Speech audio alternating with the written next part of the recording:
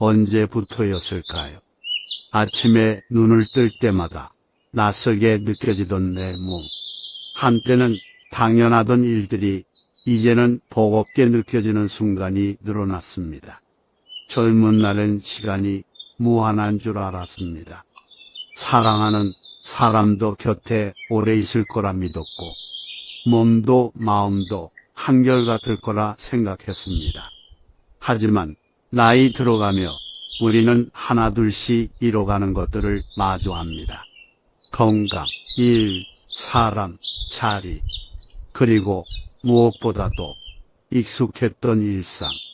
그 익숙함이 사라질 때 우리는 비로소 두려움을 느낍니다. 내가 익숙하게 다니던 시장 골목이 어느 날 재개발로 사라지고, 매일 반겨주던 반려견이 세상을 떠나고, 자주 연락하던 친구가 어느 날 그만 연락하자는 듯 멀어져 갑니다. 어쩌면 그런 순간들이 모여 우리는 스스로에게 이렇게 묻게 됩니다. 나는 지금도 의미 있는 사람일까? 이제 남은 건 무너지는 삶뿐일까? 하지만 이 질문은 잘못된 것이 아닙니다. 부처님은 이 세상의 모든 존재는 태어나고 변하고 사라지는 흐름 속에 있다고 하셨습니다. 모든 것은 생겨나고 머물다 변하고 사라진다. 이 변화를 피하거나 멈추려 하면 고통이 따릅니다. 우리는 자꾸 과거의 나에 머물고 싶어 하니까요. 그러나 그 과거의 나도 언젠가는 미래의 나를 불편하게 만들었을 존재였다는 걸 우리는 자주 잊습니다. 모든 것은 변한다. 그 단순한 진리를 받아들이는 것이 노년의 지혜를 여는 첫 열쇠입니다. 이 세상은 무상하다. 이 한 문장은 부처님이 깨달음을 얻으신 후 가장 먼저 설하신 가르침의 핵심입니다. 무상, 즉 항상하지 않음. 모든 존재는 끊임없이 변화하고 그 어떤 것도 영원히 머물지 않는다는 뜻이지요. 우리는 살면서 많은 것을 영원할 것이라 착각합니다. 자식의 사랑도, 배우자의 존재도, 몸의 건강과 지갑 속 재산까지도. 그러나 부처님은 그렇게 말씀하셨습니다. 모든 것은 생겨나고 잠시 머물다 변하고 사라진다. 그것이 법이다. 부처님이 처음 설법하신 장소 사르나티의 노은야원, 그곳에서 5 비구에게 설하신 초전 법륜경의 중심은 이 무상함에 대한 자각이었습니다. 몸도 마음도 무상하다. 고정된 나라는 것은 없다. 이 세상 모든 것은 변한다. 그리고 그 말씀은 단지 철학이 아니라 고통에서 벗어나기 위한 길이기도 했습니다. 왜 우리는 괴로운가? 그것은 변하는 것을 변하지 않기를 바라는 마음 때문입니다. 사랑이 떠나지 않기를, 몸이 아프지 않기를, 관계가 변하지 않기를. 그러나 세상은 변합니다. 아무리 붙잡아도 모래알처럼 손가락 사이로 빠져나갑니다. 그때 우리는 고통을 느낍니다. 그러나 그 고통은 변화 그 자체 때문이 아니라 변화를 거부하는 내 마음 때문입니다. 부처님은 무상을 두려워하라고 말씀하신 것이 아닙니다. 오히려 그것을 깨닫고 받아들이면 우리는 더 이상 괴로움에 휘둘리지 않는다고 하셨습니다. 무상을 알면 집착에서 벗어나고, 집착에서 벗어나면 마음은 자유로워진다. 무상함은 냉정한 현실이 아니라 어쩌면 축복일지도 모릅니다. 고통도 지나가고 상실도 지나가며 슬픔조차도 결국은 지나가니까요. 그래서 부처님은 말씀하셨습니다. 지금 이 순간에 머물라. 지나간 것에 머무르지 말고 오지 않은 것을 기대하지 말라. 오직 지금 여기에 깨어 있으라. 이제 우리는 변화를 거스르려 하기보다 변화를 있는 그대로 바라보는 연습을 해야 합니다. 시간이 너무 빠르다는 말을 나이가 들수록 더 자주 하게 됩니다. 어느 순간부터 계절이 바뀌는 게 무섭게 느껴지고 명절은 매번 돌아오지만 함께 웃던 가족들의 자리는 점점 비어갑니다. 어제는 분명히 봄이었는데 오늘은 벌써 낙엽이 지고 있고 내 마음은 아직도 젊은데 거울 속 모습은 낯설기만 합니다. 그럴수록 우리는 멈추고 싶어집니다. 시간을, 세월을, 나이 드는 속도를 어떻게든 붙잡고 싶습니다. 지금 이대로만 멈췄으면, 이 순간이 계속됐으면, 그러나 그럴수록 더 빠르게 모든 것이 흘러갑니다. 붙여오려는 마음이 클수록 손에서 미끄러지는 속도도 빨라지지요. 부처님은 이렇게 말씀하셨습니다. 모든 형성된 것들은 변화한다. 변화는 법이니 이를 알면 근심에서 벗어날 수 있다. 여기서 말하는 형성된 것들은 우리의 몸, 생각, 관계, 감정, 상황, 모든 것을 뜻합니다. 그 어떤 것도 고정된 채 머물러 있지 않습니다. 그러니 이제는 흐름을 막기 위해 애쓰는 대신 흐름을 따라가는 복을 배워야 합니다. 마치 강물이 흐르듯 구름이 흘러가듯 바람이 불다가 사라지듯 우리는 그 안에서 고요하게 머무는 연습을 해야 합니다. 그저 변화를 문제로 보지 않고 자연스러운 현상으로 받아들이는 마음. 어느 노스님은 이렇게 말씀하셨습니다. 세월은 빠른 것이 아니라 내가 그 안에 서 있으려 해서 더 빠르게 느껴질 뿐이다. 노년은 변화를 멈추려는 싸움이 아니라 변화를 바라보는 시선을 바꾸는 시간입니다. 그 시선이 바뀌면 흘러가는 모든 것이 두렵지 않게 됩니다. 물결을 거슬러 헤엄치려다 지친 마음이요. 이제는 흐름을 따라 흘러가 보는 건 어떨까요? 나이가 들수록 우리는 해야 할 일보다 놓아야 할 것이 많아집니다.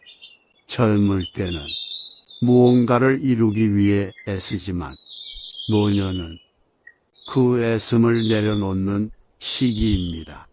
그러나 그 내려놓음이 결코 패배나 포기가 아니라는 것을 깨닫는 순간 삶은 깊어집니다. 부처님께서는 말씀하셨습니다. 삶은 물과 같으니 그 흐름을 거스르지 말고 함께 흘러가라.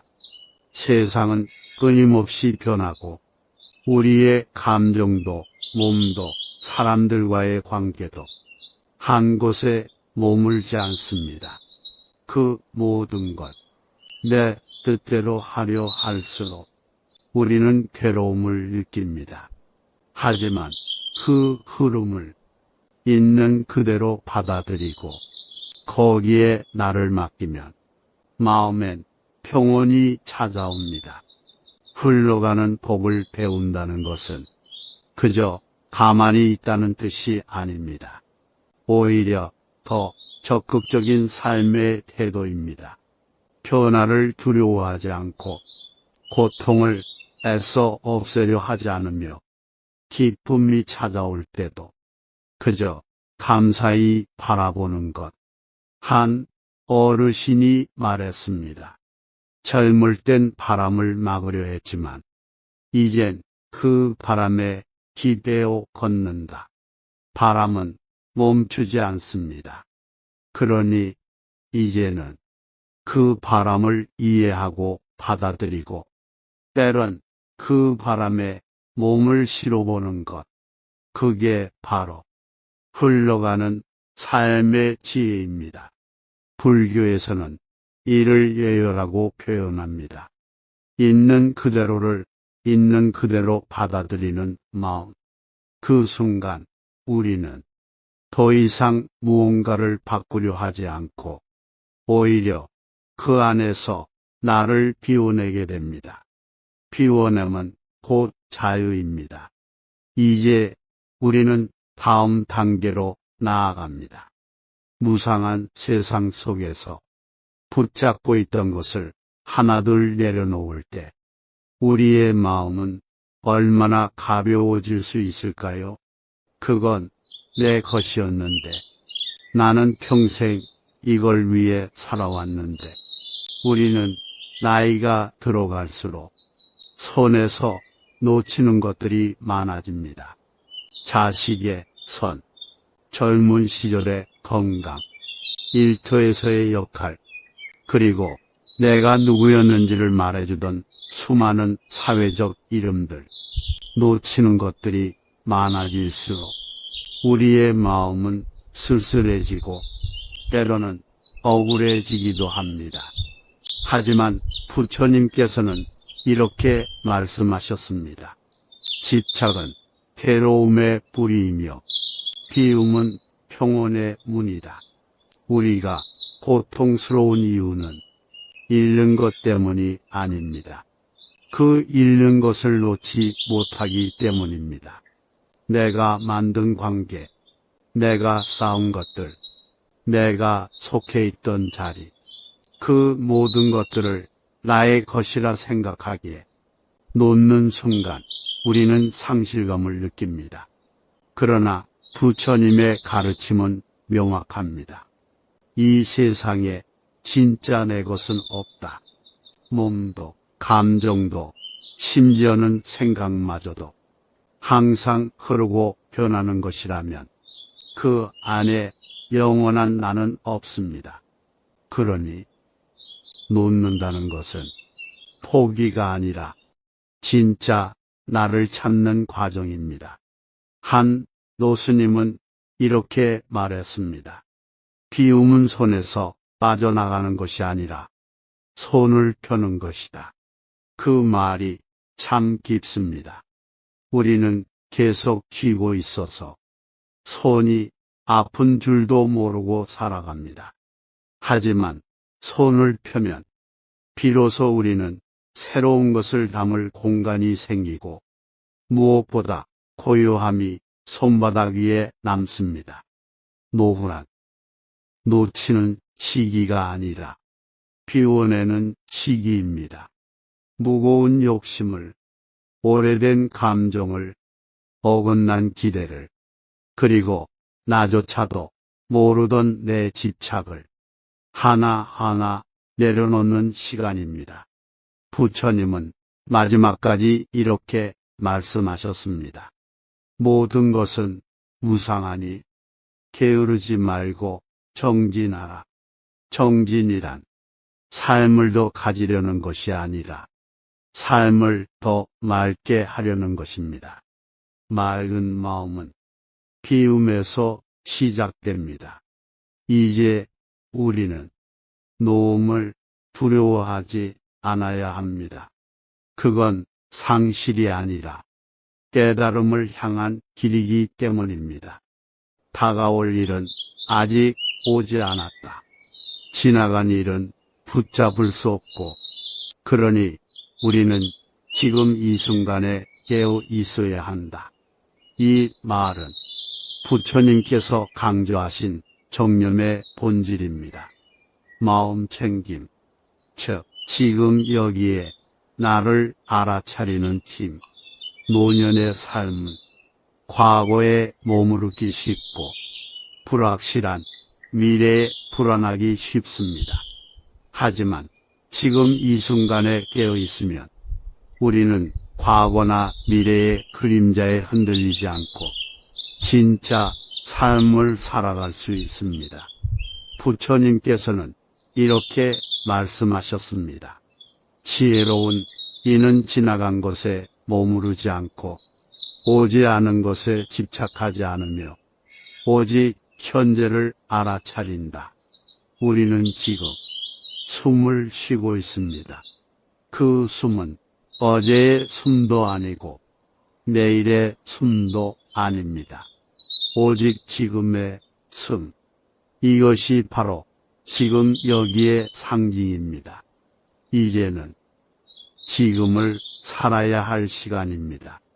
과거에 대한 후회, 미래에 대한 불안보다 지금 이 순간에 따뜻한 햇살, 바람, 향기, 사람의 온기를 느끼는 연습, 내가 지금 살아있다는 사실 하나만으로도 감사할 줄 아는 마음, 그 마음을 키울 수 있다면 변화는 더 이상 우리를 위협하지 않습니다. 한 수행자는 이렇게 말했습니다. 과거는 지나갔고 미래는 아직 오지 않았으며 지금 이 순간이 가장 선물이다. 노후의 삶은 그 선물을 온전히 누리는 시간입니다.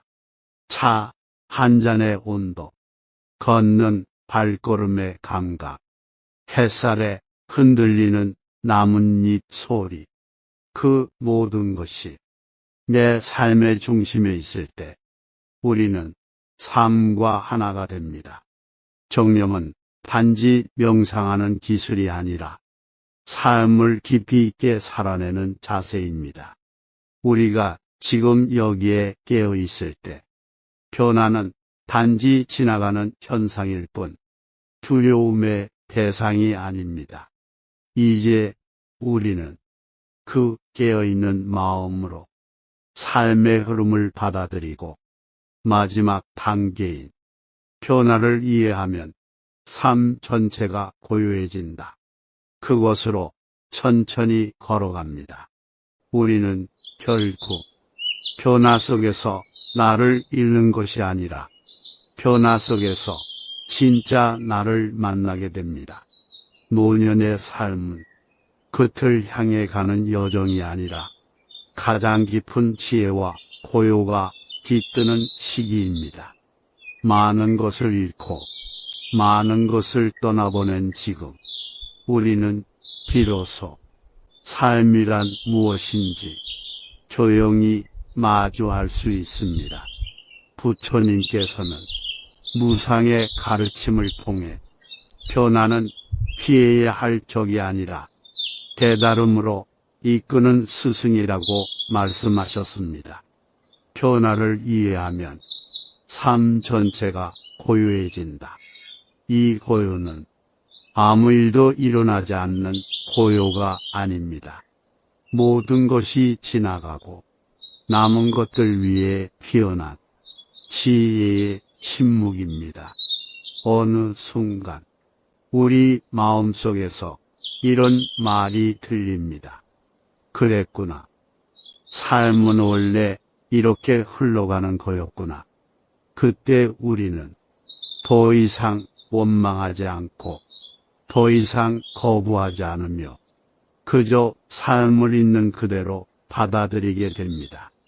그 순간 우리의 마음은 흔들리지 않는 연못처럼 고요해집니다.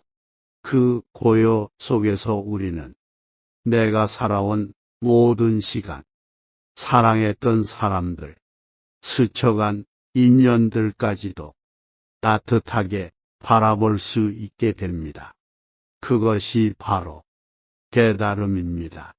부처님은 말씀하셨습니다. 한 송이 연꽃이 진흙 속에서 피어나듯 삶의 괴로움 속에서도 지혜는 피어난다.